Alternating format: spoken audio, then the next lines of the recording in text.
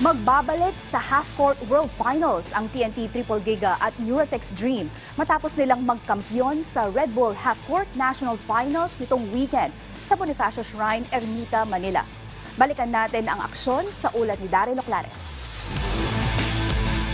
Sa ikalawang sunod na pagkakataon, magiging pambato ng Pilipinas ang TNT Triple Giga at Eurotex Dream para sa Red Bull Half-Court World Finals. Ito ay matapos na masungkit ng dalawang kupunan ng kampyonato ng Red Bull Half-Court National Finals na ginanap noong weekend sa makasaysayang Bonifacio Shrine sa lungsod ng Maynila. Sa Women's Division, pinadapa ni Sam Harada, Katie Ngol, Unique Chan at Afrel Bernardino ang Discovery Perlas sa score na 9-6. Sa paniyam ng PDV Sports sa apat na Pinay Cagers, sinabi nila na nasasabik na silang ibandera ang bansa sa International 3x3 stage.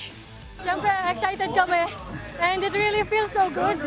Excited kami na pupunta kami New York. Excited kami na magpunta doon. Siguro mas magpursige pa kami na mag-improve para ipakita kung ano ang talento ng mga Pinoy. Gusto namin mag-thank you kay Ma'am PG, kay Sir Dindo, sa Eurotex family na sinuportahan kami hanggang dulo. Gagalingan namin, gagawin namin lahat ng best namin sa New York.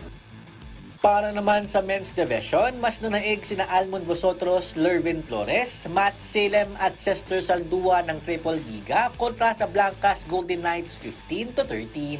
Dahil sa naging dikdikang laro sa finals, binigyang papuri ni Vosotros ang ipinakitang laro ng Davao-based team na Golden Knights. Sobrang galing nila. Like, the way they play, parang sobrang tagal na nila magkakasama. Strategy, the way they play defense, especially offense, sobrang solid din sila as a team. Sa kanilang ikalawang pagsalang sa World Finals, sinisigurado ni TNT head coach Mau Belen na mas paghahandaan nila ang nasabing torneo. Hopefully this four will be ready to go on October. Matagal-tagal pa naman, but this time we know that we're gonna prepare kasi siyempre gusto rin namin suklian yung tiwala na binigay ng Red Bull Philippines sa amin to represent the brand and the country going to New York.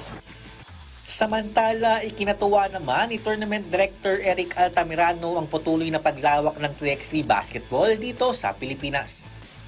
Well, I'm happy na nag-grow yung 3x3 sports sa Philippines. Alam naman natin yung potential ng mga Filipino athletes in terms of playing the game. Pinapakita natin na we have a place sa 3x3 sports. It's an Olympic sport and nakikita mo sa mga naglaro ngayon, ang daming mga potential players that can play for our country. Aarangkada ang Red Bull Half-Court World Finals mula October 16 hanggang 21 sa binansagang Mecca of Basketball na New York City. Daryl Oclares para sa Pambansang TV sa Bagong Pilipinas.